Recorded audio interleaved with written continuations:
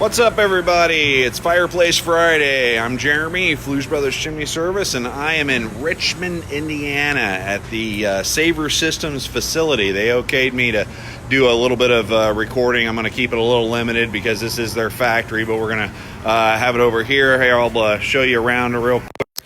So we've got a lot of buckets. This is where we get a lot of our chimney coatings and things, and they got a nice warehouse here, very organized. This is where they're doing some foam cutting. We also use their product for resurfacing flue liners.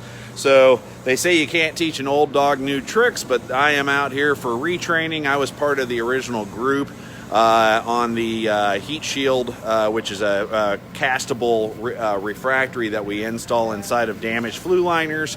And I was out here originally for the original testing. I was kind of one of the original field testers that they had gotten us to test this product out in the field. And geez, I don't even know how many years it's been, but I'm back for a little retraining, making sure that we're keeping up on things. Caught a few new little tricks. We've been sharing them with the guys throughout the day. So hey, Stuart, no audio. Uh-oh.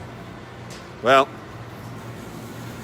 we'll sign it. I don't know how to get the audio. Let me see here. Hopefully you can hear me. There, maybe it's because it was turned down or something, so you might have to turn your computer up. But anyways, so we're getting ready to head over here into the little training area that we're gonna try.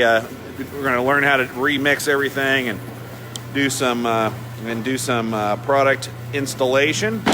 So, like I said, teaching the old dog new tricks, getting some updated information on product and making sure everything is tip top. So it's going to keep it short because I got to get over to help guys out and get mixing and get some new training. So have a great week, and we'll see you next week.